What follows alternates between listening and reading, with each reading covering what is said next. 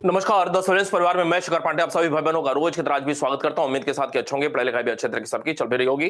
कुछ लोगों के नाम के साथ क्लास की शुरुआत करते हैं भाई। चांदनी जी, नीतू जी, दीपशिखा जी, धर्मराज जी, रागनी जी, सुमन जी, अभय जी, कैसे हैं भाई? भाई आपका एक प्रश्न था भाई। अच्छा, देखते हैं। चले, देखिए आज हम लोग उत्तर वैदिक काल की शुरुआत कर रहे हैं और निश्चित रूप से उम्मीद करूंगा कि पूर्व वैदिक काल में जो भी कुछ हमने पढ़ा हुआ है निश्चित रूप से वो सारा का सारा कुछ कवर हो गया होगा। क्यों भाई, कवर हो गया है या फिर अभी कवर करना बाकी है? रिजू जी, चंद्रेश जी, सारा का सारा कुछ याद है, पूछा जा सकता है?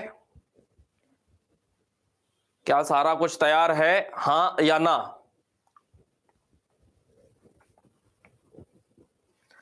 अनुपमा जी, क्यों भाई? चांदनी जी, नीतू जी, दीपशिखा, धर्मराज जी, रागनी जी, सुमन, मैं ठीक हूं बिल्कुल। जुबैदा जी, ये गेमर XYZ भाई ये कहां से आ गए? क्या सारा कुछ याद है, हाँ या ना? सोए पड़े हैं लोग।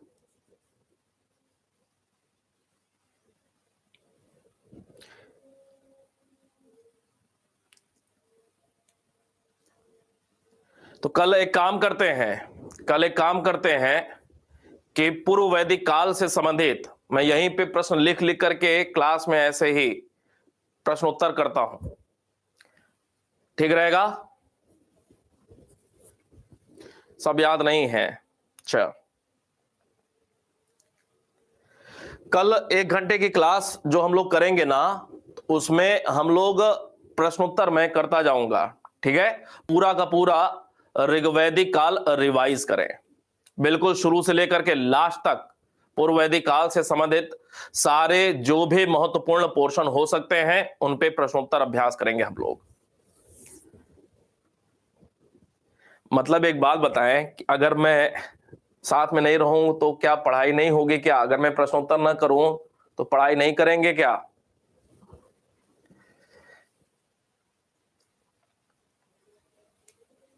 इसके अलावा कल रात में आपने देखा होगा, कल से एक पर्यावरण की क्लास शुरू किया है। जिनको जो भी परीक्षाएं देनी है, अगर उन परीक्षाओं से संबंधित वह टॉपिक है पर्यावरण का, तो निश्चित रूप से ऐसे ही जैसे हम लोग तैयारी करते हैं ना, वहां से रोज के रोज वो कक्षाएं होती रहेंगी रात के 9 बजे, वहां से उसका लाभ उठाते रहें। भूल जाते हैं, नहीं ऐसे काम नहीं होगा। याद होना बहुत जरूरी है, याद होना चाहिए। मैंने याद करने के तरीके भी बताए हैं कि मैं पूरा का पूरा यहां पे सारी बातें बताना, लिखवाना, उसके बाद आप उन सारी चीजों को अपने तरीके से, जिसके जो तरीके होते हैं उसका संक्षेपण करना, 2-3 बार आंख के सामने से गुजारना। तरीका क्या होना चाहिए कि पहले पैराग्राफ में क्या लिखा हुआ है या फिर शॉर्ट नोट्स आप जो अपने तरीके से सारे लोग बना रहे होंगे, उसमें क्या क्या लिखा हुआ है, ऊपर क्या लिखा हुआ है, नीचे क्या लिखा हुआ है, लेफ्ट क्या लिखा हुआ है, राइट क्या लिखा हुआ है, थोड़ा सा आंख बंद करके दिमाग पे जोर डालिए। रोज अगर ऐसे आदत पड़ती चली जाएगी ना तो काम बड़ा ही आसान होगा। लोगों को तरीके नहीं पता होते हैं, चीजें बहुत ज्यादा होती हैं, रोज ज्यादा के ज्यादा होती जा रही हैं। जैसे ही यह उत्तर वैदिक काल समाप्त होगा ना, तो हम लोग आधुनिक भारत की क्लास लाइव शुरू करेंगे और इसकी प्राचीन वाले की व्यवस्था भी बनाते हैं। अर्थात 2 क्लासेस हो जाएंगे, फिर प्राचीन भारत की भी और यह आधुनिक काल की भी शुरुआत हो जाएगी। ये जो हमारा अभी एक क्लास इतिहास का हो रहा है, आने वाले 3-4 दिनों के बाद ही यह 2 कक्षाएं हो जाएंगी। कहने का मतलब यह है ना कि लोड बढ़ता जाएगा। लड़ाई एक एक प्रश्न की है। तो कोशिश हमारी ओर से यह होनी चाहिए ना कि सारी सारी चीजें तैयार रहेंगी तभी तो होगा। इतना डिटेल में कोई पढ़ता नहीं है, जिनको पास होना होता है वही इधर उधर से खोज खोज करके तैयारी करते हैं। आपके सामने बिल्कुल सारी चीजों को परोस करके प्रस्तुत करना हो रहा है, बस आपको तो तैयार करना है। इधर उधर कहीं भटकने की जरूरत ही नहीं है कि कुछ और भी चीज पढ़ने की आवश्यकता है। इतना बहुत ज्यादा पर्याप्त है। 2 4 5 प्रश्न नहीं आएगा परीक्षा में, कोई बात नहीं है, लेकिन जो आए वो तो गलत ना हो, वो तो पढ़ा हुआ रहे। तो रिवाइज करना ही करना है, अपने अपने तरीके होने चाहिए। जो भी शॉर्ट नोट्स बना रहे होंगे या जो भी आपका नोट्स है ना, पहले तो दिमाग पे जोर डालना है। आंख बंद करिए और आंख बंद करने के बाद आपकी कॉपी में इस पेज पे ऊपर क्या लिखा हुआ है, नीचे क्या लिखा हुआ है, बीच में क्या लिखा हुआ है, लेफ्ट राइट क्या लिखा हुआ है, अगर वहां पे ध्यान जा रहा है तो निश्चित रूप से आपका कंसंट्रेशन अच्छा बन रहा है। और अगर ध्यान नहीं जा रहा है, ये एक बार में परीक्षा पास करने की रणनीति बता रहे हैं। अगर ऐसा कर लिया तो दुनिया में कोई भी ऐसा शख्स नहीं है जो कि आपको इस बार परीक्षा पास करने से रोकेगा। न सिर्फ इतिहास बल्कि अन्य जो भी विषय हैं, सारे के सारे विषयों के लिए। आंख बंद करिए, कॉपी पे ध्यान जाए आपका कि आपने लिखा क्या है। अगर ध्यान जा रहा है तो बहुत अच्छी बात है, नहीं जा रहा है तो निश्चित रूप से ध्यान भंग हो रहा है आपका। और जो भी कुछ लिखा हुआ है ध्यान में आ रहा है, उनको कहीं रफ वर्क में नोट करते चले जाइए। अगर कुछ चीजें भूल रही हैं तो देख लीजिए, कोई बात नहीं है, एक बार दो बार देख लीजिए, फिर उनको नोट करिए। एक सिस्टम बनता है ऐसे। ये रोज के रोज अभ्यास जब ऐसा करते हैं ना, तब काम आसान होता है। एक बार यह आदत में बस आ जाए, यह तरीका आदत में आ जाए, नहीं तो क्या होता है, चीजें बढ़ती जाती हैं, यह भूलने की समस्या बनी रहती है और वही परीक्षा हॉल में जाकर के समस्या पैदा करता है कि ये वाला सही है कि ये वाला सही है, जबकि आपकी कॉपी में सारी चीजें होती हैं। मैं बिल्कुल दावे से यह बात कह रहा हूं, टच वुड टाइप की बात या किसी की कसम खाने वाली बात, कि चाहे ऑनलाइन हो चाहे ऑफलाइन हो, इस तरीके से कहीं पढ़ाई नहीं होती है। तो जब इतना आपको सुविधा मिला हुआ है, सारी चीजें रेडीमेड हैं आपके पास, रोज की 1 घंटे की क्लास में, बस आपको तैयार करना है, कहीं से खोजबीन कुछ करने की जरूरत ही नहीं है। तो फिर पीछे क्यों हटें, जब दिखाई दे रहा है कि एक बार में अगर इन सारी चीजों को तैयार कर लिया। अब उसके रास्ते अपने अपने, जो मुझे समझ आ रहा है मैंने बताया, इसके रास्ते आप अपने तरीके से सोचते रहे ना। एक बार में 60,000 रुपए की नौकरी से शुरुआत होगी, शायद उससे ज्यादा 70,000 रुपए से शुरुआत होगी। उसका लालच पैदा करिए और ध्यान एकाग्र करिए। 70,000 रुपए से नौकरी की शुरुआत होगी। 70,000 रुपए बहुत होता है, और ये पक्का है कि इतना अगर तैयार कर लिया तो निश्चिंत हो जाना है। वो 70,000 आना 2 3 महीने बाद से शुरू हो जाएगा, जैसे ही नौकरी लगती है। उसका लालच मन में पैदा करिए, ऐसा हो जाएगा, ऐसा किया जा सकता है, क्योंकि रिजल्ट ऐसे ही लोगों के आते हैं। शांत चित्त भाव से रोज का रोज काम करते चले जाएं। रोज का रोज काम करने का मतलब ऐसा नहीं कि बस लिख लिया पढ़ लिया बस हो गया, नहीं, कंठस्थ होना चाहिए, दिमाग में बात होनी चाहिए, आपका ध्यान कॉपी पे होना चाहिए। इवन रात में सोने के लिए भी जा रहे हो, समस्याएं किसके जीवन में नहीं रहती हैं। आप में से बहुत सारे लोग यह सोचते होंगे कि दिन भर इतना काम रहता है, घर का ये करना होता है, वो करना होता है। 2 ही बातें हैं, या तो किसी प्रकार से मैनेज करें, या तो पढ़ाई लिखाई बिल्कुल छोड़ दें, या तो किसी भी प्रकार से 2 से 3 घंटा मैनेज करें, या तो पढ़ाई लिखाई छोड़ दें, क्योंकि अपने आप को अंधेरे में रख करके काम नहीं किया जा सकता है। मेरे जैसा बताने वाला समझाने वाला भी नहीं मिलेगा। किसी भी प्रकार से उस लालच को ध्यान में रखें, किसी भी प्रकार से समय निकालना है। 3 घंटे 4 घंटे का समय रोज के लिए पढ़ने के लिए निकालना ही निकालना है। उस समय सिर्फ और सिर्फ पढ़ाई पे फोकस। और ये जो तमाम सारी बाधाएं आती हैं ना, ये क्षणिक हैं, कुछ समय के लिए हैं, और ये जो बाधाएं हैं ना, ठीक वैसे ही जैसे गौतम बुद्ध को ज्ञान की प्राप्ति होनी थी। दो राक्षस आते हैं, कई किताबों में एक ही का उल्लेख किया गया है, मार का, MAAR, मार का, और उनकी तपस्या में भंग पैदा करने का प्रयास करता है, तपस्या पूरी ना हो, लेकिन बुद्ध भी डटे हुए थे। कहने का मतलब है कि अगर समस्याएं आ रही हैं तो हमारी ही जिम्मेदारी, हमारे जीवन में कितनी समस्याएं हैं, आपसे कम, मेरे जीवन में कम समस्याएं थोड़ी हैं, शायद ज्यादा ही होंगी, लेकिन इसके बावजूद काम तो करना ही करना है ना। रास्ता हमें ही बनाना है, रास्ते हमें ही बनाने हैं, हमें ही कैसे अच्छा हो सकता है इसके बारे में सोचना है।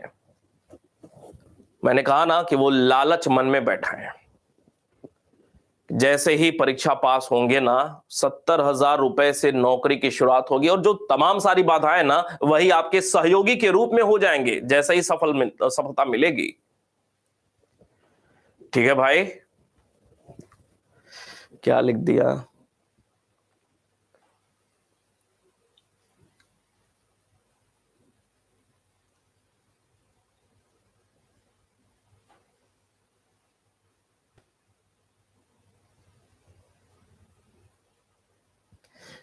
ठीक है, डू और डाई।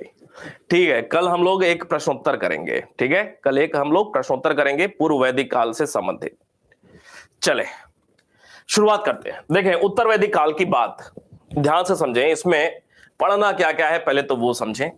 उत्तर वैदिक काल में जो हमारा पहला टॉपिक होगा, समझने के लिए, समझ डेवलप करने के लिए, कॉन्सेप्ट वाली बातें हैं, प्रश्न नहीं पूछा जाएगा।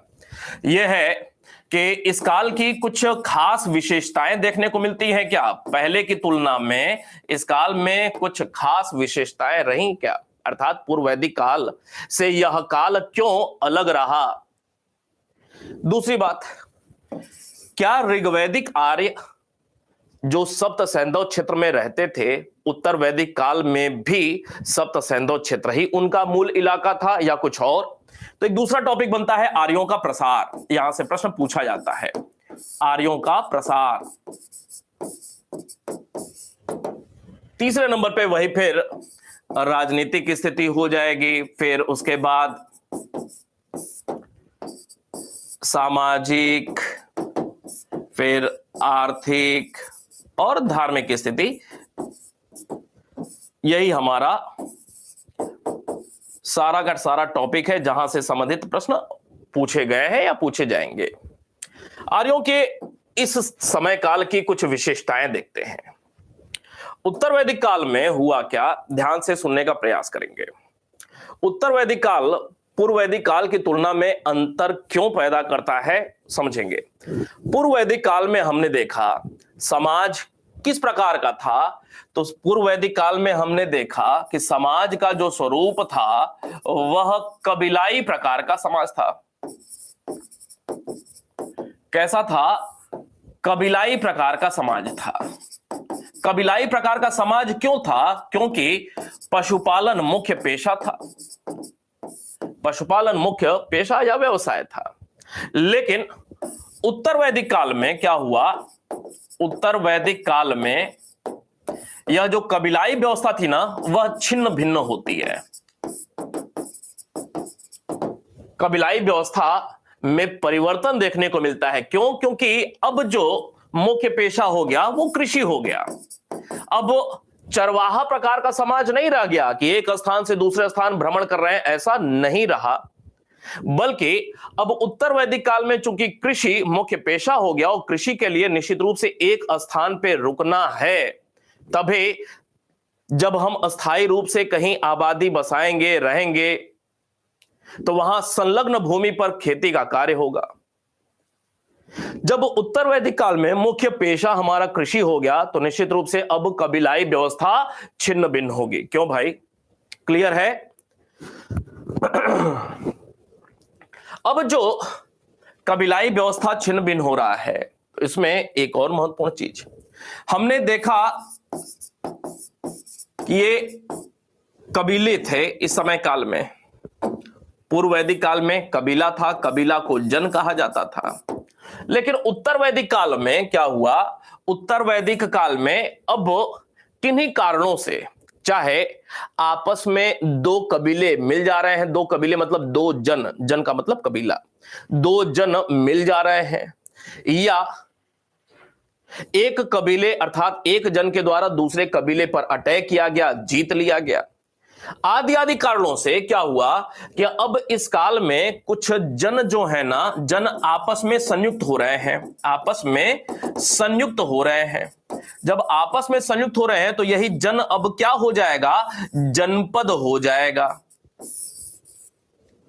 पूर्व वैदिक काल में जो कबीला जन कहलाता था वही अब उत्तर वैदिक काल में अब क्षेत्र और बड़ा होता है। दो कबीले आपस में मिल जाते हैं तो क्षेत्र और बड़ा हो गया, स्थायी तौर पे लोग रहना शुरू कर रहे हैं। यह अब जनपद के तौर पे तब्दील होगा। आगे चल करके महाजनपद काल में यही जनपद और बड़े क्षेत्र में फैलेगा, बड़ा होगा क्षेत्र इसका। अब यही जनपद उत्तर वैदिक काल का महाजनपद काल में महाजनपद अर्थात राज्य के तौर पे जाना जाएगा। अगली बात, कबीलाई व्यवस्था के अंतर्गत हमने देखा कि वर्ण व्यवस्था की एक शुरुआत होती है, वर्ण व्यवस्था की एक शुरुआत होती है पूर्व वैदिक काल में। पूर्व वैदिक काल में भी अंतिम चरण में, क्योंकि साक्ष्य कहां से मिल रहा है, साक्ष्य मिल रहा है ऋग्वेद के 10वें मंडल के पुरुष सूक्त से। पहला और 10वां मंडल चूंकि बाद का है, बाद के समय काल का प्रतिनिधित्व करता है। पूर्व वैदिक काल के अंतिम चरण में वर्ण व्यवस्था का प्रथम साक्ष्य मिलता है। इसका मतलब यह जो वर्ण व्यवस्था रहा, जिसका साक्ष्य इस काल के अंत में मिलता है, वह वर्ण व्यवस्था अभी जाति आधारित नहीं था, अभी जन्म आधारित नहीं था, बल्कि कैसा था, कर्म आधारित व्यवस्था था। कर्म आधारित अर्थात एक ही घर में अलग अलग सदस्य अलग अलग वर्णों से संबंधित कार्य कर रहे हैं। लेकिन उत्तर वैदिक काल में क्या हुआ, उत्तर वैदिक काल में अब इसमें एक बड़ा परिवर्तन देखने को मिलता है। उत्तर वैदिक काल में यह कैसा हो गया, जन्म आधारित हो गया।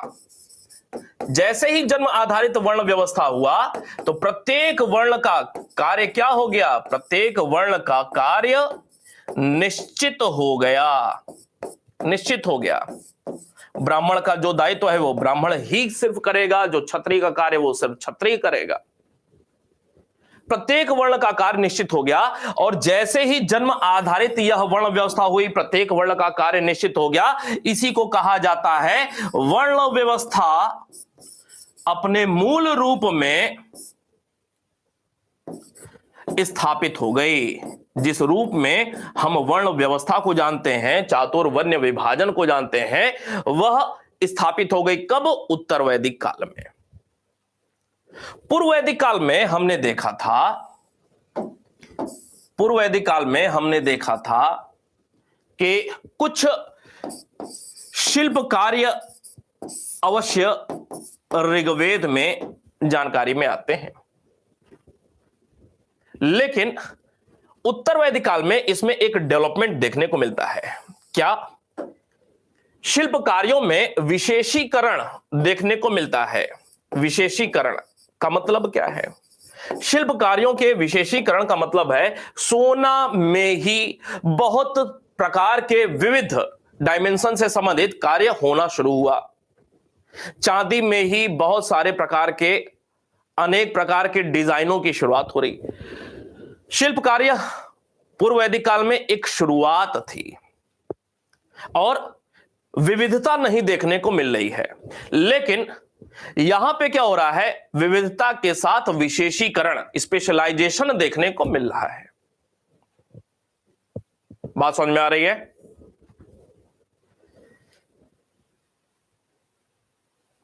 क्या लिख दिया अनुपमा जी आपने?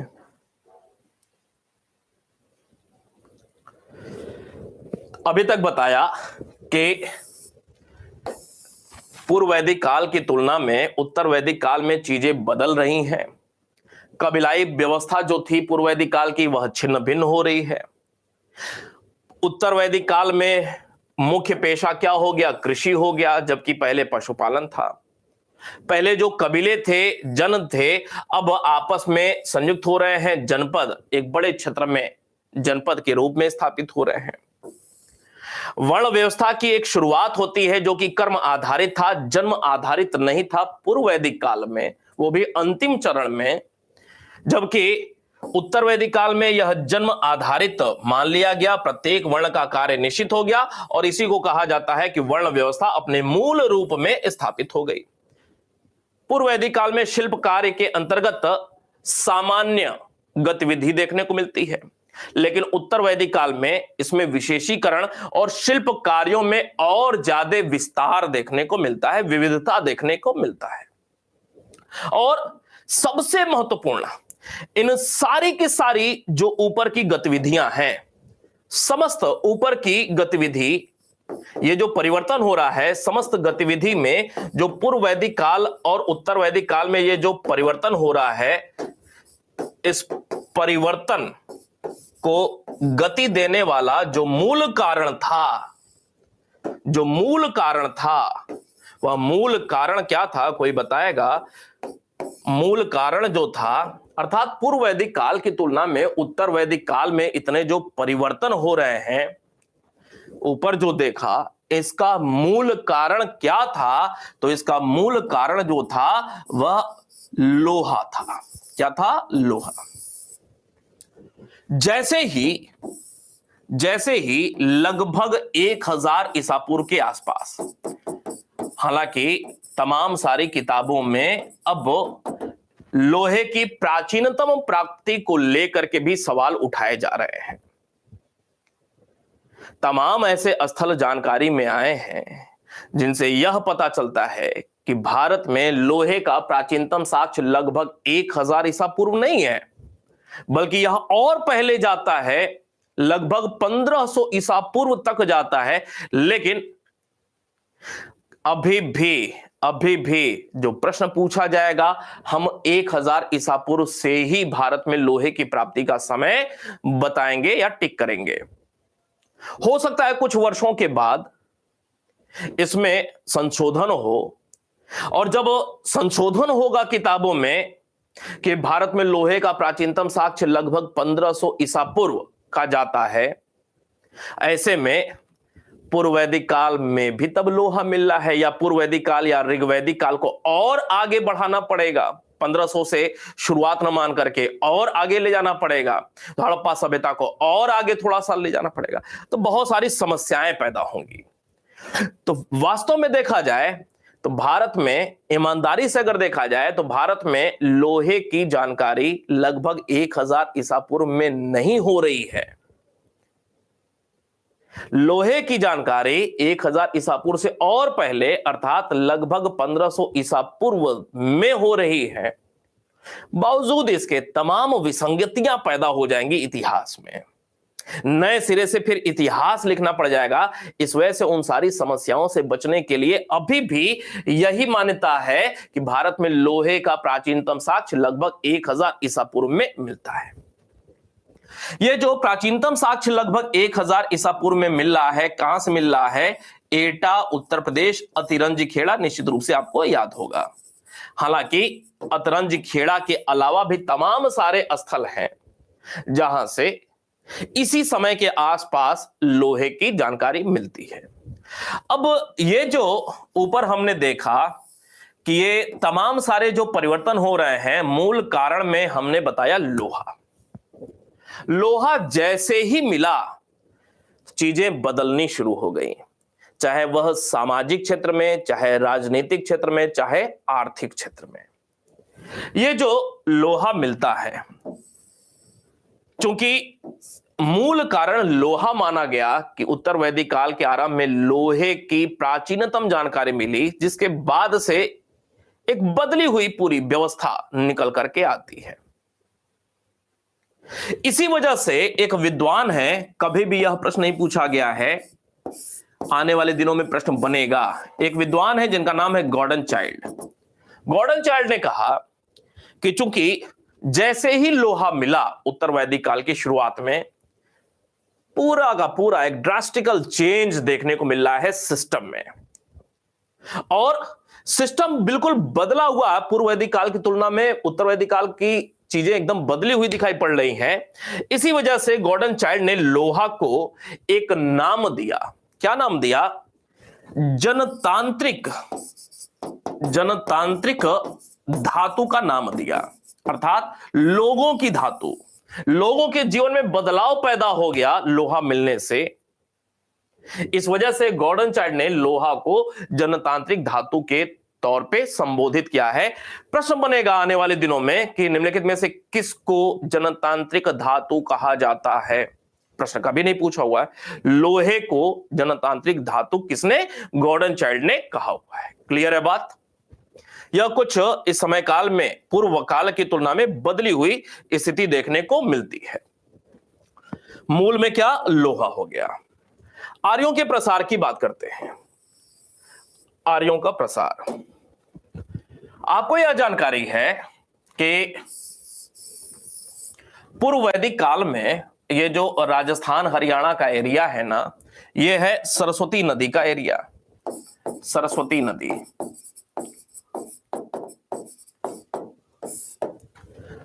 भले ही ऋग्वेद में यमुना नदी का और गंगा नदी का उल्लेख देखने को मिलता है, लेकिन ऋग्वैदिक आर्य बहुत ज्यादा परिचित नहीं थे। कम संख्या में इनका उल्लेख ऋग्वेद में मिलता है। इसका सीधा सा मतलब है कि बहुत अच्छे से परिचित नहीं थे। तो भले ही ऋग्वेद में गंगा तक की जानकारी मिलती है, भले ही एक बार, जिससे यह पता चलता है कि बहुत स्पष्ट तौर पे अभी इन नदियों से सारे आर्य परिचित नहीं थे। तो एक प्रश्न बनता है कि ऋग्वैदिक काल में आर्यों की पूर्वी सीमा क्या थी? ऋग्वैदिक काल में आर्यों की पूर्वी सीमा क्या थी? अब यहां पे दो बातें देखने को मिलेंगी। प्रश्न है, ऋग्वैदिक काल में ध्यान से समझेंगे, बड़ा ही काम की बातें हैं। ऋग्वैदिक काल में आर्यों की पूर्वी सीमा क्या थी? अगर पूर्वी सीमा पूछा गया तो आप निश्चित रूप से कहेंगे गंगा थी, क्योंकि गंगा का एक बार उल्लेख हुआ है और गंगा के पश्चिम में ही यमुना बहती है। भाई, ये गंगा है, ये यमुना है, ये यमुना है और ये गंगा है, गंगा उत्तर होगा। लेकिन प्रश्न थोड़ा सा दूसरी तरह से भी पूछा जा सकता है। क्या ऋग्वैदिक काल में आर्यों की पूर्वी सीमा चाहे गंगा रहे चाहे यमुना रहे, जो भी, मूल मुद्दा है समझने का। दूसरे प्रकार का प्रश्न, आर्यों का जो मूल क्षेत्र था वो था सप्त सैंधव क्षेत्र। आर्यों का जो मूल सेंटर था वो था सप्त सैंधव क्षेत्र। ऋग्वैदिक काल की बात हो रही है। और सप्त सैंधव क्षेत्र के अंतर्गत अगर यह तथ्य बना कि जो मूल क्षेत्र था उसकी पूर्वी सीमा क्या थी, तो भाई इसकी पूर्वी सीमा मोटे तौर पे सरस्वती नदी हो जाती है। कौन सी? सरस्वती नदी हो जाती है। ये दो, अब डिपेंड करता है कि प्रश्न कैसे बनेंगे। ये दो अलग अलग प्रकार के प्रश्न बनने की संभावना होती है। उत्तर वैदिक काल की शुरुआत होती है, ये सरस्वती नदी है। यहां से अब इनका क्षेत्र ना आगे की ओर बढ़ना शुरू हुआ। उत्तर वैदिक काल में उत्तर वैदिक काल का ये जो एरिया है, इसको ऐसे समझ लें, ऐसे जो लिखा, यह उत्तर वैदिक काल का आरंभिक चरण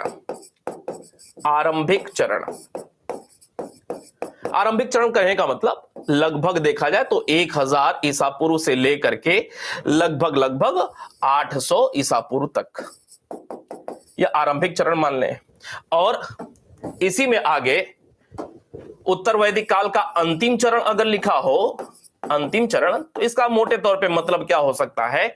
800 से लेकर के 600 ईसा पूर्व। मोटी मोटी बातें हैं, समझने की।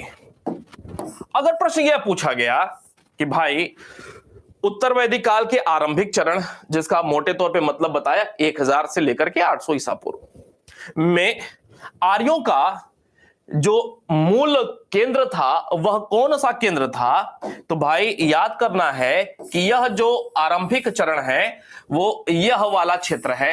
आर्य धीरे धीरे पूर्व की ओर बढ़ते जा रहे हैं, आर्य पूर्व की ओर बढ़ते जा रहे हैं। क्यों बढ़ते जा रहे हैं? क्योंकि यह जो एरिया है ना, ये पूरा कैसा एरिया है, यह मैदानी एरिया है। गंगा, यमुना, दोआब, ये पूरा नदियों से घिरा हुआ उत्तर का विशाल मैदान मैदानी एरिया है। नीचे क्या है? नीचे यहां पे विंध्य पर्वत है। उत्तर में क्या है? उत्तर में हिमालय है। आर्य धीरे धीरे पूर्व की ओर बढ़ते जा रहे हैं, जहां पे आसान महसूस हो रहा है बढ़ पाना, उन क्षेत्रों में आगे बढ़ते जा रहे हैं।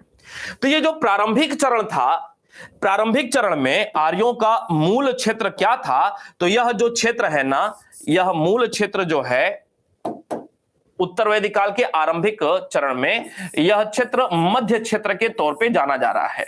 कौन सा? मध्य देश कह लें या मध्य क्षेत्र के तौर पे इस क्षेत्र को जाना जा रहा है। यह जो क्षेत्र था, यह जो क्षेत्र था, इस क्षेत्र में कुरु और पांचाल जैसे, कुरु और पांचाल जैसे जनपद देखने को मिलते हैं। इस आरंभिक चरण में, उत्तर वैदिक काल के आरंभिक चरण में, इस चरण में यह जो क्षेत्र है ना, यह कुरु और पांचाल जनपदों का क्षेत्र है, जो कि आरंभिक चरण में वैदिक सभ्यता के सर्वश्रेष्ठ प्रतिनिधि के तौर पे जाने जाते हैं। उत्तर वैदिक काल के आरंभिक चरण में कुरु और पंचाल जैसे छोटे राज्य अर्थात जनपद वैदिक सभ्यता के सर्वश्रेष्ठ प्रतिनिधि के तौर पे जाने जाते हैं। कौन सा क्षेत्र है? तो यह उत्तर वैदिक काल का आरंभिक चरण का समय काल है, मध्य देश के तौर पे जाना जाता है। अर्थात पूर्व वैदिक काल से जब आगे आर्य और बढ़ते गए तो सबसे पहले कौन सा क्षेत्र उनको मिला, तो पूर्व वैदिक काल के बाद उत्तर वैदिक काल के आरंभ में जो क्षेत्र हुआ वो हुआ मध्य देश का क्षेत्र। आगे और बात ले चलते हैं।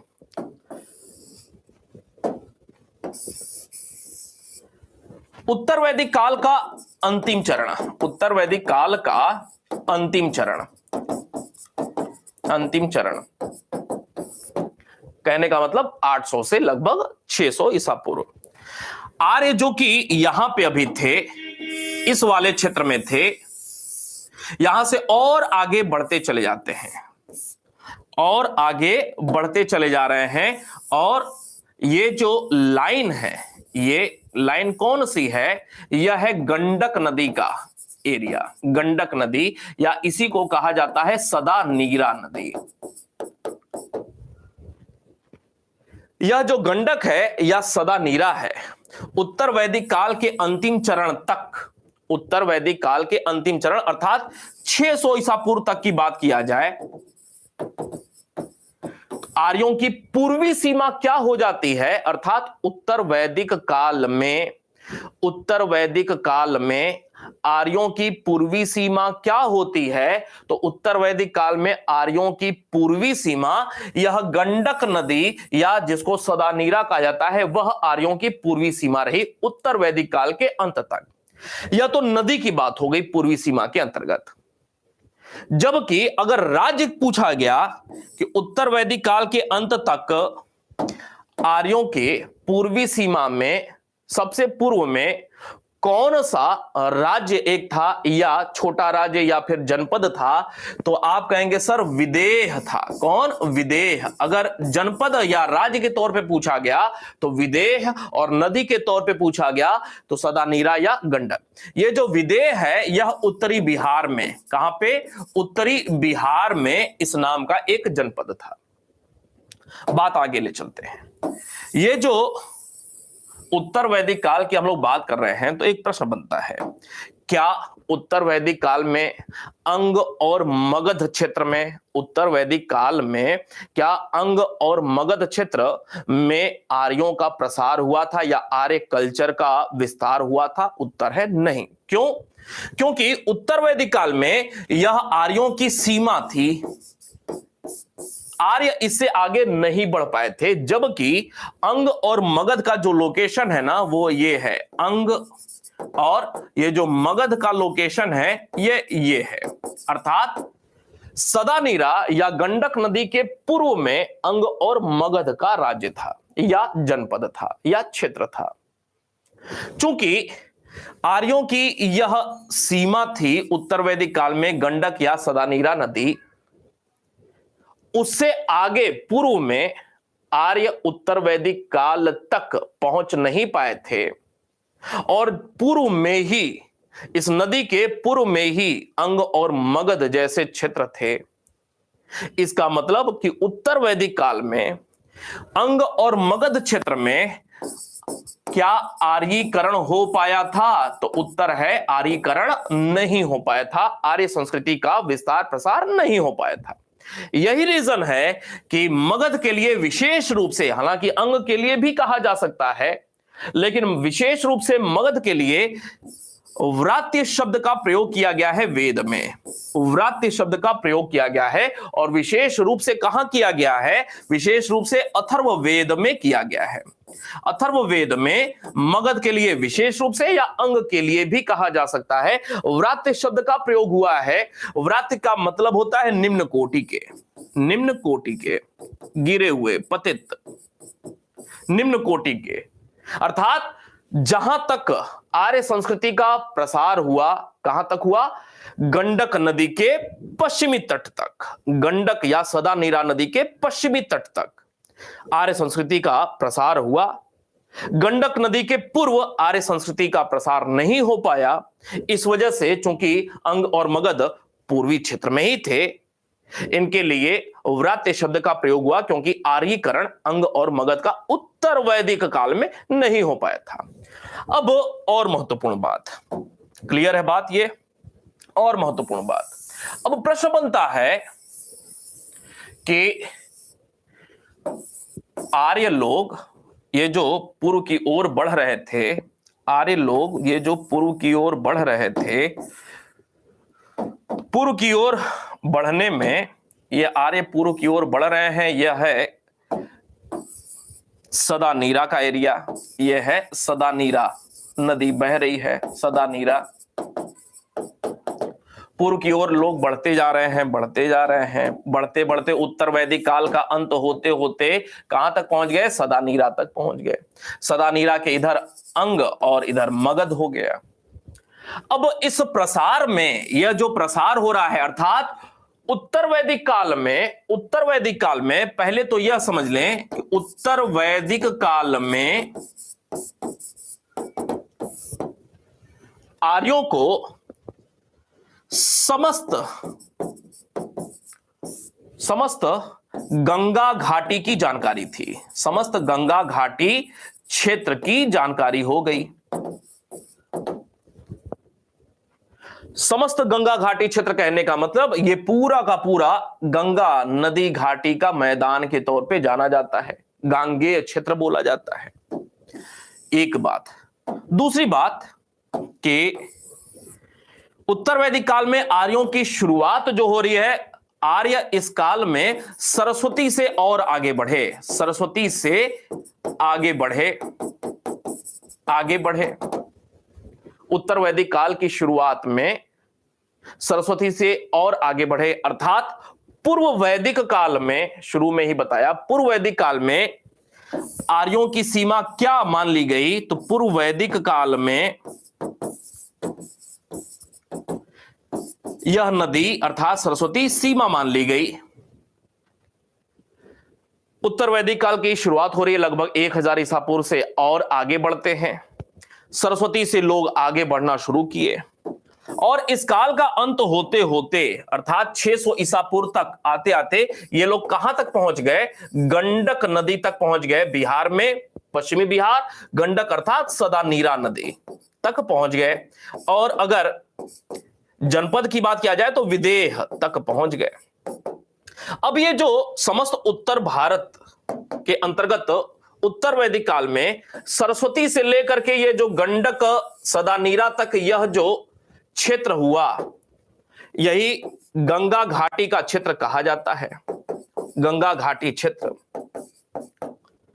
इसी को उत्तर भारत कहा जा सकता है। अब यह जो प्रसार हो रहा है, सरस्वती से लेकर के गंडक तक का जो प्रसार हो रहा है, इस प्रसार में प्रश्न बनता है किसकी भूमिका थी, किसकी भूमिका थी, एक प्रश्न बनता है। आखिर कौन से कारण रहे जिसकी वजह से आर्य और पूरब की ओर बढ़ते चले गए और इस काल का अंत होते होते गंडक या सदानीरा तक पहुंच गए? इसमें जानकारी मिलती है शतपथ ब्राह्मण से।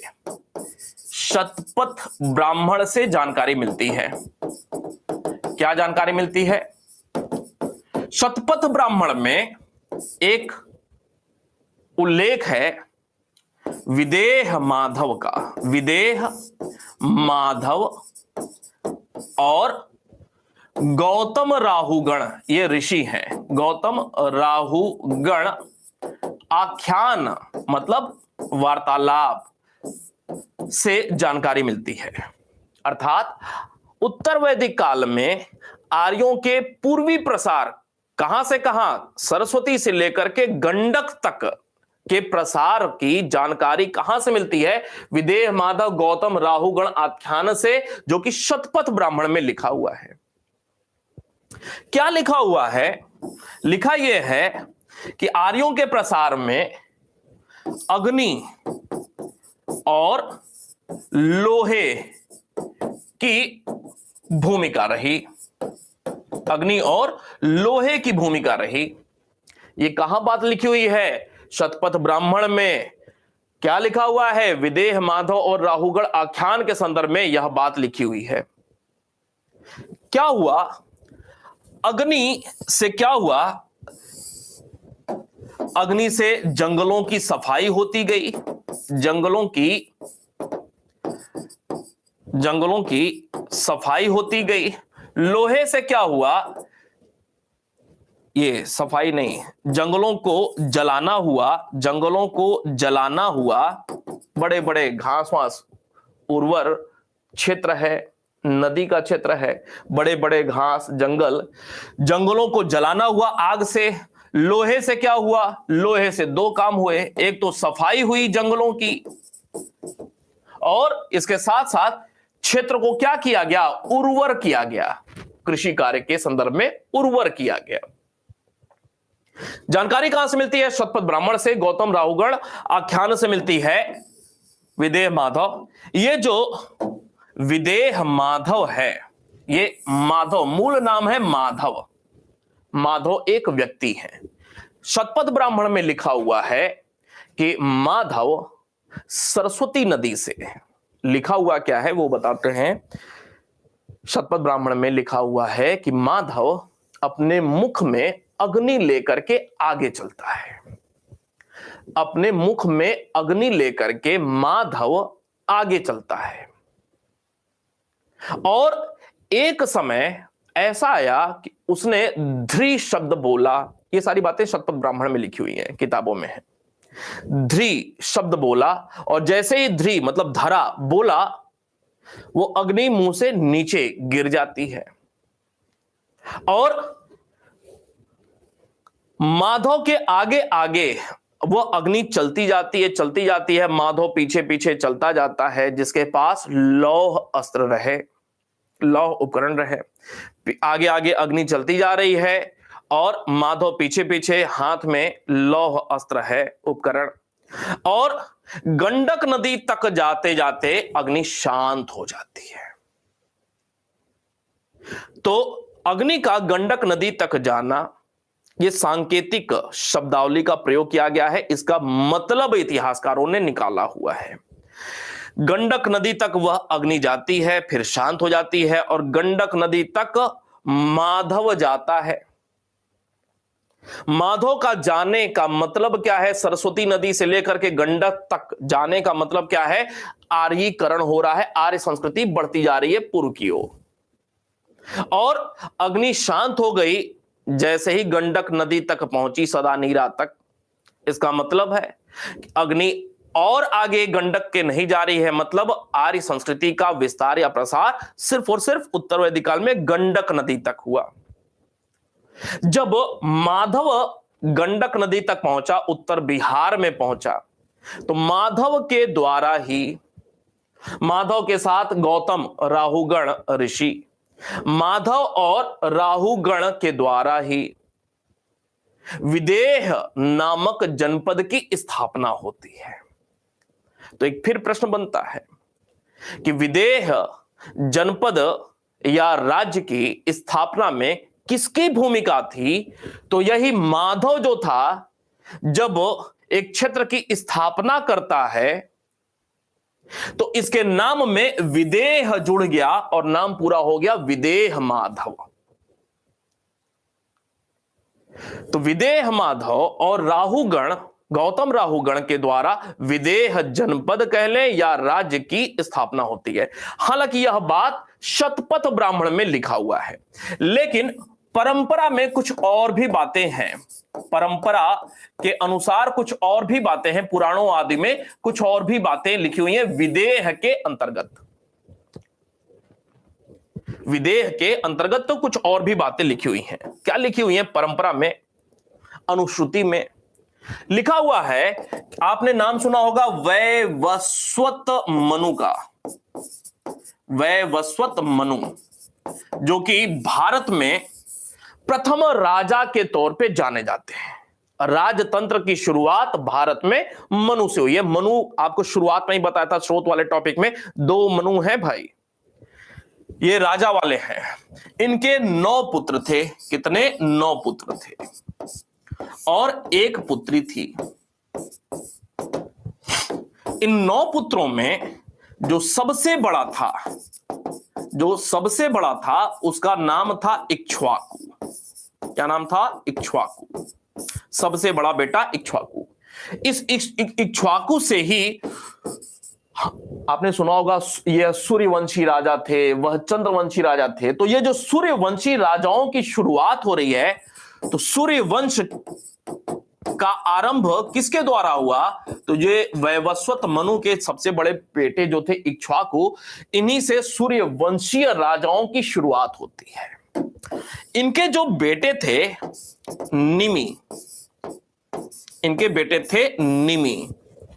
निमि के द्वारा विदेह की शुरुआत होती है, विदेह की स्थापना होती है। यह परंपरा में, पता नहीं मनु थे, वैवस्वत थे कि नहीं थे, इक्ष्वाकु थे कि नहीं थे, नहीं पता। परंपरा में ऐसी बातें कही जाती हैं, लेकिन स्रोत आधारित जो बात है कि विदेह की शुरुआत कैसे हुई है, वह गौतम राहुगण और विदेह माधव के द्वारा शुरुआत हो रही, ये तार्किक बात है। इसके स्रोत हैं, इसके स्रोत हमारे पास उपलब्ध नहीं है, परंपरा में ऐसी बातें कही जाती हैं। निमि के द्वारा विदेह की स्थापना की जा रही है और निमि के बेटे थे मिथि। मिथि के द्वारा, मिथि के नाम पर ही, मिथि के द्वारा नहीं बल्कि मिथि के नाम पर ही विदेह की जो राजधानी थी, नाम था उसका मिथिला। मिथिला का नामकरण हुआ था, मिथिला का नामकरण हुआ था। ये सारी बातें परंपरा अनुसार कही जाती हैं। परंपरा में ऐसी बातें, अनुश्रुतियों में ऐसी बातें देखने को मिलती हैं। क्लियर हो रही है? ये सारी बातें बहुत नए प्रकार की बातें होंगी आपके लिए। तो बात हो रही थी कि उत्तर वैदिक काल का अंत होते होते आर्यों की पूर्वी सीमा क्या थी? नदी में आएगा तो सदा नीरा या गंडक, और अगर जनपद या क्षेत्र की बात करता है तो विदेह याद रखना है। विदेह की स्थापना स्रोत आधारित अगर बात किया जाए, जिसकी जानकारी शतपथ ब्राह्मण से मिलती है, तो विदेह माधव और गौतम राहुगण के द्वारा विदेह की शुरुआत की गई थी, स्थापना हुई थी। जबकि परंपरा में ऐसे बातें बताई गई हैं विदेह और मिथिला को लेकर के। क्लियर है यह बात?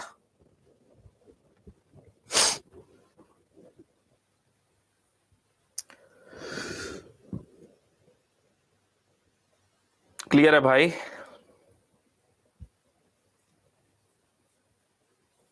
आगे बात करते हैं। देखें, अब ये जो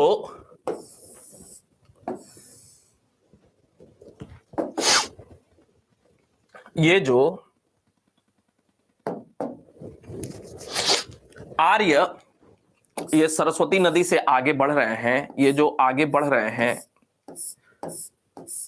शुरुआती चरण में, तो इस शुरुआती चरण में कुछ लोकल लोग भी रहे होंगे यहां पे। शुरुआती चरण में जब सरस्वती से और आगे लोग बढ़े, आर्य लोग आगे बढ़े, तो यहां पे कुछ लोकल लोग रहे होंगे। तो ये जो शुरुआती चरण है, उत्तर वैदिक काल का शुरुआती जो चरण है, आर्यों का संघर्ष इस शुरुआती चरण में किसके साथ हुआ, एक और प्रश्न बनता है। तो उत्तर वैदिक काल के शुरुआती चरण में जो आर्यों का मूल क्षेत्र, मूल केंद्र मध्य देश था, कुरु पांचाल का क्षेत्र था। तो आर्यों के आने के पहले यहां के जो लोकल लोग थे उनसे आर्यों का सामना हुआ, संघर्ष हुआ। ये कौन से लोकल लोग थे जो पहले से इन क्षेत्रों में रह रहे थे, जिनका आर्य जब पूर्व की ओर बढ़ रहे थे तो सामना हुआ? कौन से लोग थे? तो ये जो लोग थे वह तांबा का प्रयोग करते थे। तांबा का प्रयोग करते थे। किस प्रकार के मृदभांड का प्रयोग करते थे? गेरुआ मृदभांड का प्रयोग करते थे। गेरुआ या लाल मृदभांड का ये प्रयोग करने वाले लोग थे, यह भी याद रखना है, जिनसे संघर्ष हुआ प्रारंभिक चरण में उत्तर वैदिक काल में। फिर प्रश्न बनता है, और आगे बढ़ते गए ये लोग, जब और आगे बढ़ते चले गए, और आगे बढ़ते चले गए गंडक सदा नीरा तक, इन क्षेत्रों में अर्थात उत्तर वैदिक काल के अंतिम चरण तक जब ये लोग सदा नीरा तक पहुंच गए, यहां के भी लोगों से इनका संघर्ष हुआ होगा। पहले से कुछ लोग रह रहे थे, तो यह कौन से लोग रह रहे थे? तो याद रखना है, काले एवं लाल मृदभांड का प्रयोग करने वाले लोग, काले एवं लाल मृदभांड का प्रयोग करने वाले लोग इन क्षेत्रों में रह रहे थे, जिनके साथ आर्यों का संघर्ष हुआ था। अर्थात प्रश्न अगर बने कि उत्तर वैदिक काल में जब आर्य पूरब की ओर सरस्वती से गंडक तक प्रसार कर गए थे, तो इस उत्तर वैदिक काल में आर्यों को किन लोगों से सामना या संघर्ष करना पड़ा था? तो उत्तर है, आर्यों को संघर्ष करना पड़ा था तांबे के औजारों का प्रयोग करने वाले, गेरुआ या लाल मृदभांड का प्रयोग करने वाले, एवं काले एवं लाल मृदभांड का प्रयोग करने वालों से आर्यों को संघर्ष करना पड़ा था। याद रहेगा, महत्वपूर्ण तथ्य है। क्लियर है भाई? आगे बात ले चलते हैं। क्लियर है?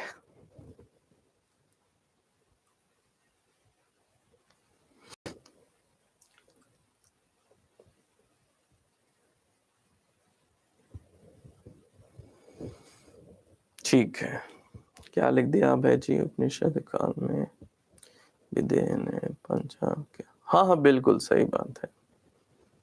ठीक है, किताब में ऐसा ही लिखा हुआ है। ठीक है, अब ध्यान से देखें कुछ और बातें, ये सारी बातें दिमाग में घर कर जाएं। कुछ और बातें, ये जो उत्तर वैदिक काल है,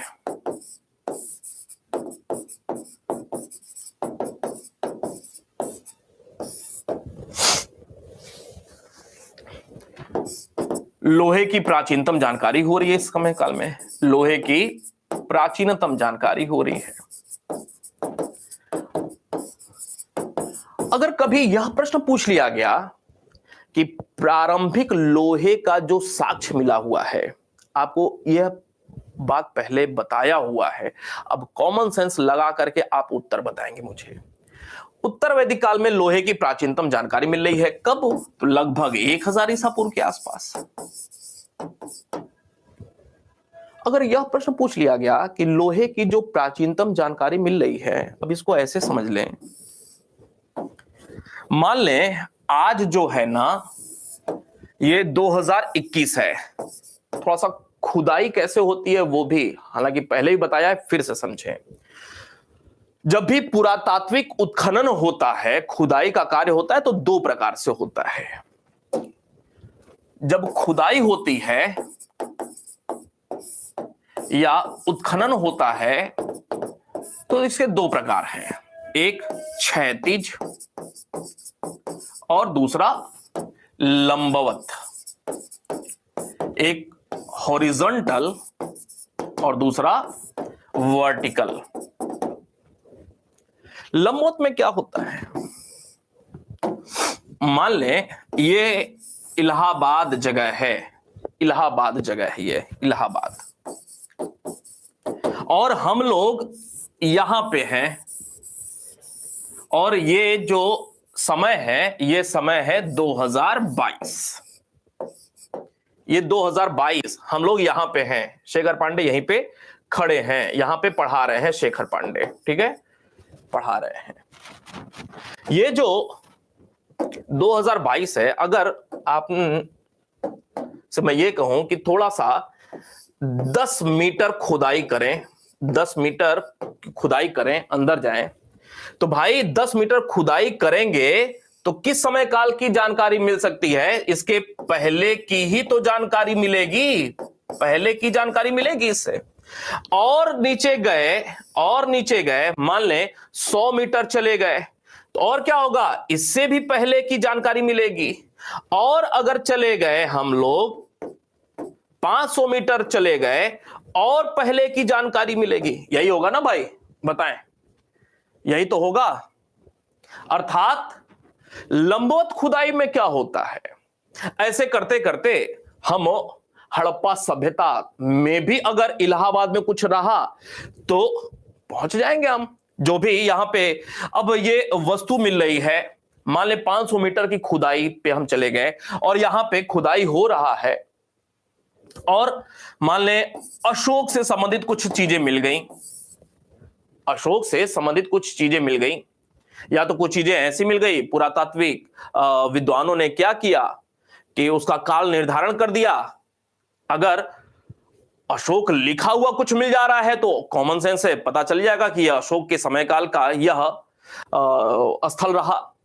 और या कुछ लिखा हुआ नहीं है, कुछ बर्तन वर्तन मिल रहे हैं तो कार्बन 14 डेटिंग के आधार पे, या कुछ शिल्प संबंधी वस्तुएं मिल रही हैं कार्बन 14 डेटिंग के आधार पे उसका उम्र का निर्धारण कर लिया। वर्टिकल में क्या होता है, वर्टिकल में क्या होता है कि विभिन्न काल की जानकारी मिलती है, विभिन्न काल की जानकारी मिलती है। जैसे से नीचे जा रहे हैं वैसे वैसे जानकारी हमारी अलग अलग समय काल की मिलती आ रही है। 10 मीटर पे गए तो 2022 वाली जानकारी मिली, 10 नहीं ऊपर 2022 वाले 10 मीटर नीचे गए तो हो सकता है ये 1950 वाली जानकारी कुछ मिल गई, 100 मीटर पे गए तो हो सकता है कि 1500 वाली जानकारी मिल गई। तो वर्टिकल में क्या होता है, अलग अलग समय काल की जानकारी मिलती है। क्षैतिज में क्या होता है, किसी एक ही काल की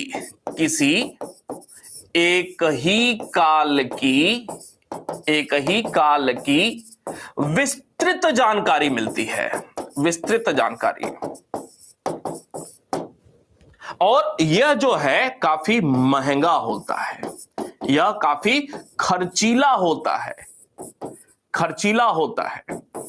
इसमें क्या होता है, बस मशीन लगाया, 10-20 मीटर का रेंज लिया, मशीन लगाया और नीचे जाते जा रहे हैं। इसमें क्या होता है कि एक ही लेयर पे बहुत महीन खुदाई के द्वारा, किसी एक स्तर की, किसी एक लेयर की महीन खुदाई के द्वारा हल्के हल्के हाथों से, खुरपी, फावड़ा आदि के माध्यम से पूरा का पूरा एक लेयर का, एक कल्चर का तमाम सारी जानकारियों की हमें जानकारी मिलती है। तो यह बड़े खर्चीला होता है। यही रीजन है कि सैंधव सभ्यता के किसी स्थल के विषय में या लगभग 3000 स्थलों के विषय में अभी हमारी जानकारी पूरी नहीं हो पाई है। कुछ खास स्थलों की ही खुदाई हो पाई है, किसी एक लेयर की। वापस आते हैं, बात हम लोग कर रहे थे यहां पे 1000 ईसा पूर्व के आसपास लोहे की प्राचीनतम जानकारी मिलती है। 1000 ईसा पूर्व के आसपास क्या बता रहा था, लोहे की प्राचीनतम जानकारी मिल रही है। अब यहां पे समझने की बात है, ये कुछ बता रहा था, ध्यान से उतर रहा है अभी। समझने की बात यह है कि ये जो प्राचीनतम जानकारी मिल रही है लोहे की, तो कुछ बड़ी खास चीज बता रहा था, ध्यान से उतर गया।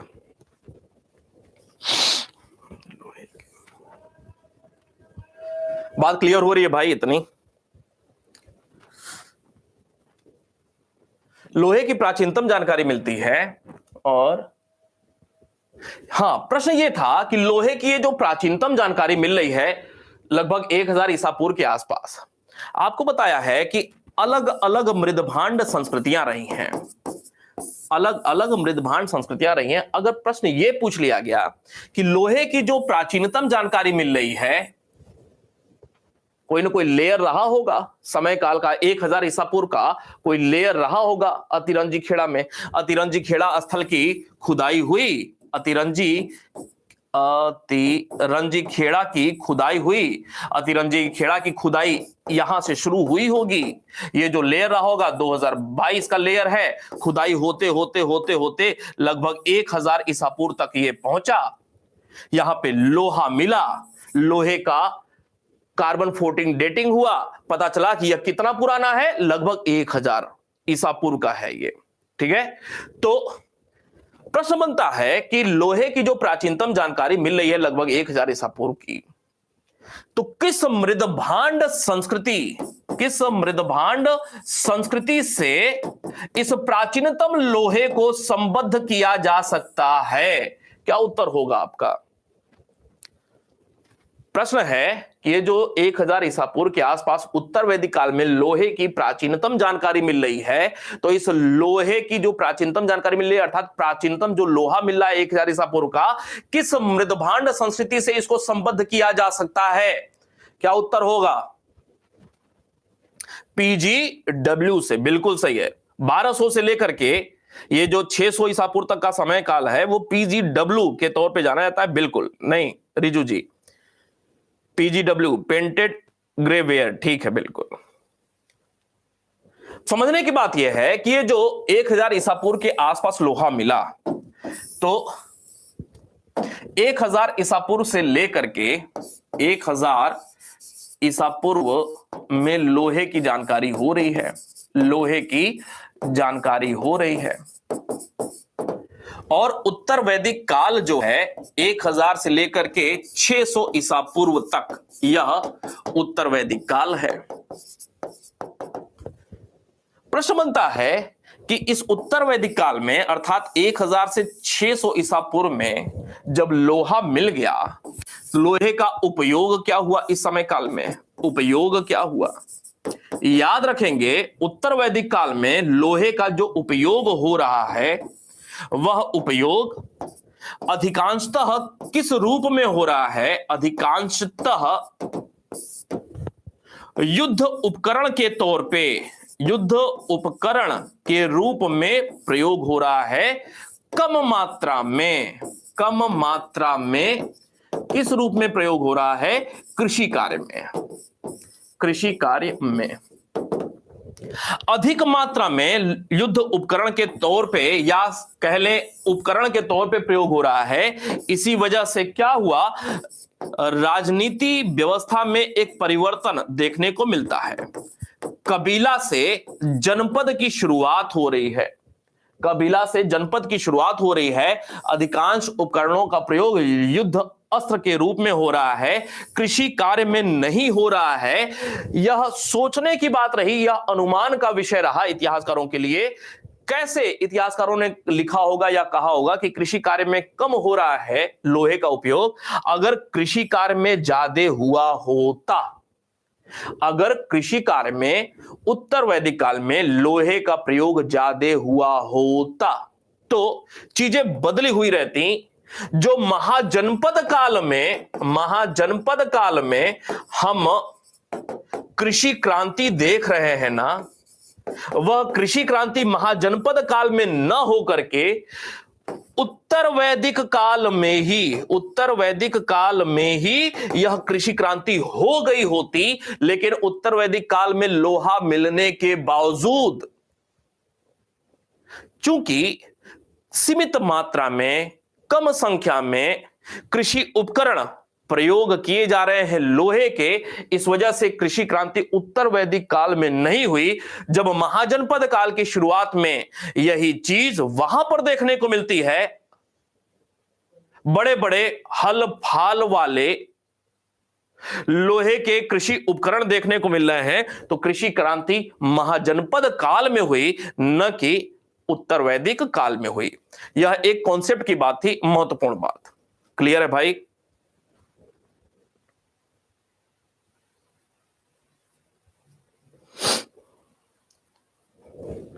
आगे बात करते हैं। तो ये कुछ प्रसार संबंधी आपको बातें बताया, दिमाग में बस डालते चले जाना है।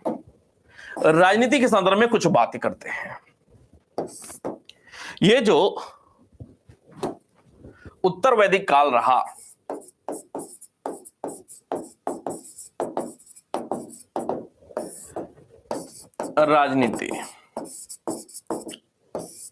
राजनीति में बेसिकली जो जनपद हो रहे हैं वो क्या है, जनपद कैसे बन रहे हैं, कौन कौन से खास जनपद हैं, उन जनपदों में क्या हुआ, या फिर प्रशासनिक व्यवस्था कैसी रही, इन दोनों पे बात करनी है।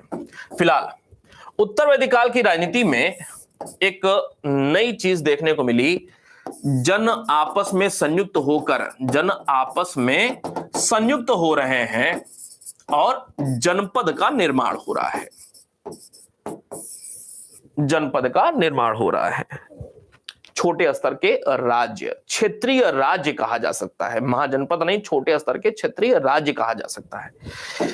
इनका बड़ा रूप कहां देखने को मिलेगा? महाजनपद काल में। यही बड़े बड़े राज्य महाजनपद के रूप में जाने जाएंगे।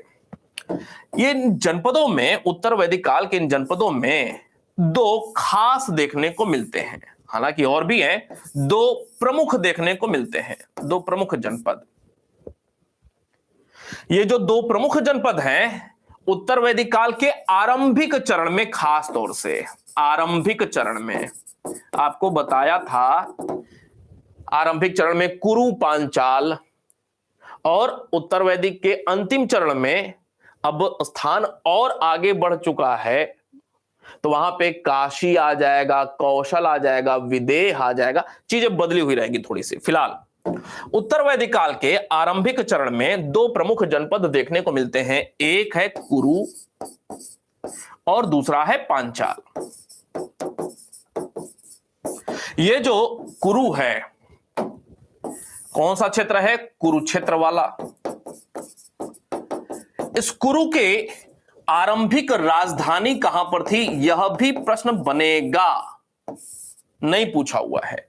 आरंभिक राजधानी जो थी वह आसंदीवात थी। आसंदीवात याद रखना है। बाद में राजधानी कहां पर हो गई? तो बाद में यह हस्तिनापुर राजधानी हो गई कुरु की। यह जो कुरु जनपद है, किनके मिलने से यह कुरु बना जनपद? तो कौन से दो जन संयुक्त हुए? तो निश्चित रूप से आपको याद होगा, भरत प्लस पुरु। ये जो भरत कबीला था, पुरु जन था, इन दोनों के संयुक्त होने से जनपद बना उत्तर वैदिक काल में, यह है कुरु जनपद, जिसकी आरंभिक राजधानी आसंदीवात, बाद में हस्तिनापुर। इस कुरु के अब राजतंत्रात्मक व्यवस्था है, वंशानुगत व्यवस्था है। प्रमुख राजा कुछ देखने को मिलते हैं, कुछ प्रमुख राजा देखने को मिलते हैं। कौन कौन से? तो इसमें बहलिक, प्रतिपीय, प्रतिपीय, फिर परीक्षित, जन्मेजय, ये कुछ खास राजा रहते हैं। और इसी कड़ी में अंतिम जो राजा था, अंतिम राजा जो कुरु का था, हस्तिनापुर राजधानी का था, वो था नीचक्षु। ये जो परीक्षित है, इसको लेकर के भी प्रश्न बनता है। प्रारंभिक जानकारी कहां से मिलती है? तो परीक्षित के संदर्भ में प्रथम उल्लेख अथर्ववेद में मिलता है। याद रखना है, यह प्रश्न पूछा भी गया है। परीक्षित कुरु का राजा, परीक्षित का प्राचीनतम साक्ष्य अथर्ववेद में देखने को मिलता है। जन्मेजय कौन था? तो परीक्षित का यह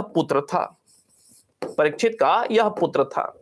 और जन्मेजय को लेकर के दो बातें इसने याद रखना है। 2 अश्वमेध यज्ञ किया हुआ था, यह भी प्रश्न बहुत पूछे जा रहे हैं परीक्षाओं में। जन्मेजय ने 2 अश्वमेध यज्ञ किया हुआ था और एक सर्प सत्र यज्ञ किया हुआ था। ये जो नीचक्षु है, जो राजधानी हस्तिनापुर से राज करने वाला अंतिम कुरु राजा था, अंतिम कुरु राजा नीचक्षु, इसके समय क्या हुआ? हस्तिनापुर में नीचक्षु के समय बाढ़ आ गई। क्या आ गई? बाढ़ आ गई। हस्तिनापुर डूब जाता है। नीचक्षु के समय काल में यह हस्तिनापुर बाढ़ में डूब जाता है। ऐसे में क्या हुआ? बाढ़ की वजह से जब हस्तिनापुर बाढ़ में डूब गया, तो नीचक्षु अपनी राजधानी कहां पर लाता है? नए क्षेत्र की तलाश में आता है। और नीचक्षु के द्वारा ही कौशांबी, यह जो इलाहाबाद के बगल में है ना, कौशांबी बसाया गया। अर्थात कुरु जनपद का अंत नीचक्षु के समय हुआ। हस्तिनापुर राजधानी का अंत नीचक्षु के समय हुआ। इसके साथ साथ कौशांबी किसके द्वारा बसाया गया? तो नीचक्षु के द्वारा ही कौशांबी को बसाया जाता है। क्लियर है बात?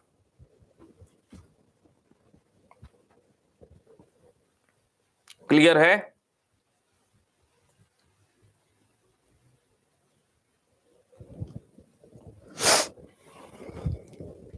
आगे बढ़ते हैं। ये जो दूसरा लिखा पांचाल का जो क्षेत्र है, वो कौन सा क्षेत्र है? वही बरेली आसपास का जो क्षेत्र है, रुहेलखंड का पांचाल के तौर पे। महाजनपद काल में थोड़ा सा और डिटेल में देखेंगे, अभी शुरुआत हो रही है। राजधानी कहां पे? कांपिल्य में।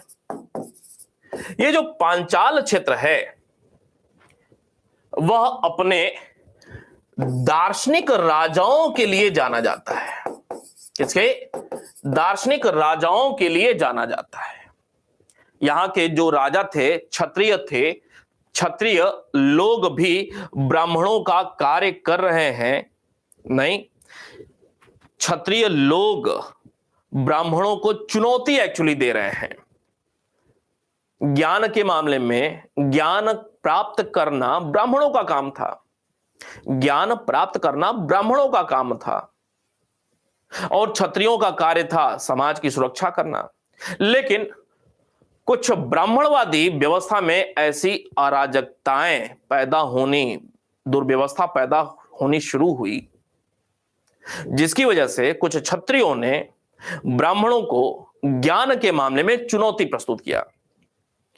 तो कुछ राजा रहे पांचाल जनपद के, जो कि दार्शनिक राजा के तौर पे जाने जाते हैं। यहां के राजा तत्व ज्ञान के मामले में अन्य क्षेत्रों की तुलना में ज्यादा महारत रखे हुए थे। राजाओं में कौन कौन से राजा हैं? नाम सुना होगा प्रवाहन जयविली का, इसके अलावा आरुणी श्वेत केतु,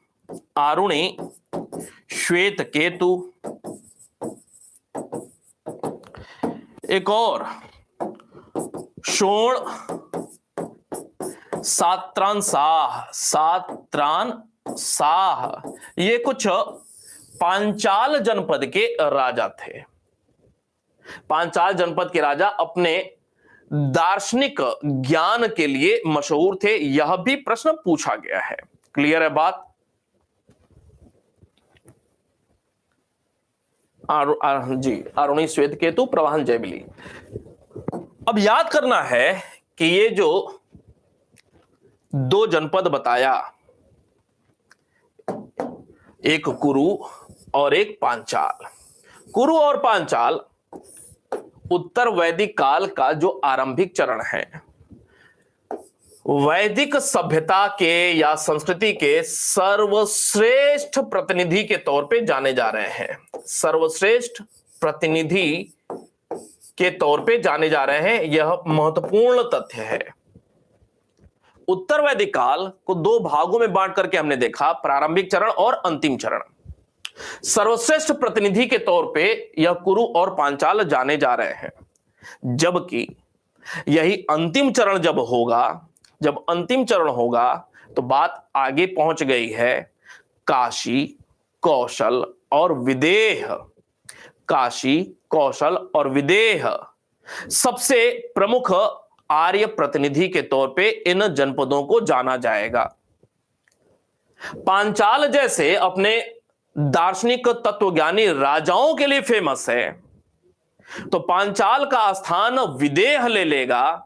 वहां पे एक प्रमुख राजा होंगे, राजा जनक, जो कि अपने दार्शनिक ज्ञान के लिए फेमस थे। अच्छे से अच्छे ब्राह्मणों को दार्शनिक ज्ञान में, शास्त्रार्थ में इन्होंने पराजित किया हुआ था।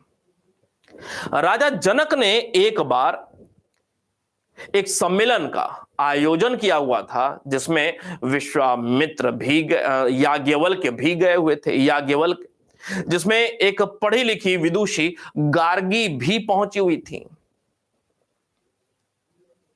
आपको याद होगा याज्ञवल्क्य गार्गी संवाद। क्यों भाई? याज्ञवल्क्य गार्गी संवाद कहां पे इसका साक्ष्य मिलता है, जल्दी से बताएंगे। जिसमें याज्ञवल्क्य ने गार्गी को धमकाते हुए कहा था, जिससे यह पता चलता है कि पुरुष प्रधान समाज में अब औरतों की स्थिति गिरती जा रही है। एक पुरुष अर्थात याज्ञवल्क्य के द्वारा गार्गी को धमकाया जा रहा है कि चुप रहो, ज्यादा बोलोगी, ज्यादा हमें ज्ञान का बखान अगर अपना दिखाओगी, ऐसे तैसे कर देंगे।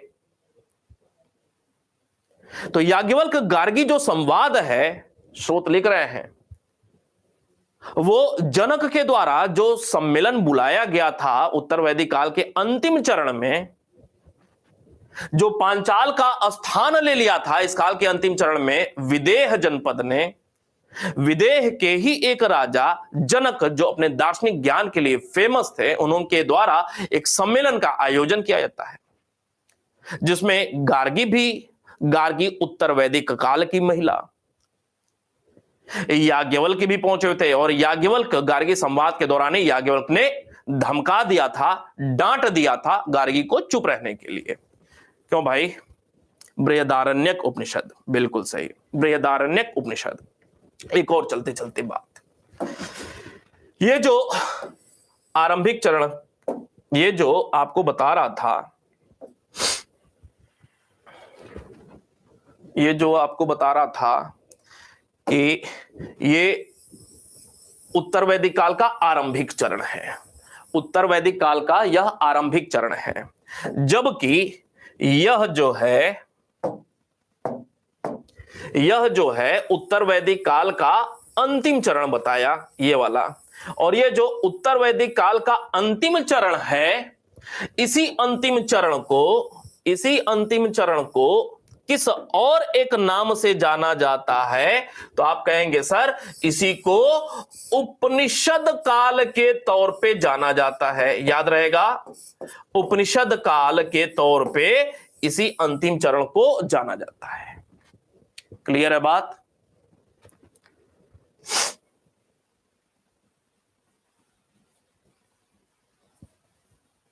याद रहेगा? चले, तो कल की क्लास में इन सारी चीजों को पहले हम लोग नोट कर लेंगे यहां तक, उसके बाद ऐसे ही चीजों को समझते हुए आगे हम लोग बढ़ते चले जाएंगे। उम्मीद करता हूं कि नए प्रकार से बहुत सारी बातें आपको उत्तर वैदिक काल के संदर्भ में स्पष्ट हुई होंगी पहले से, और जानकारी और जागरूकता भी बढ़ी होगी। मिलते हैं फिर, धन्यवाद। हाँ, बृहदारण्यक उपनिषद, ठीक है, ठीक है, फिर धन्यवाद।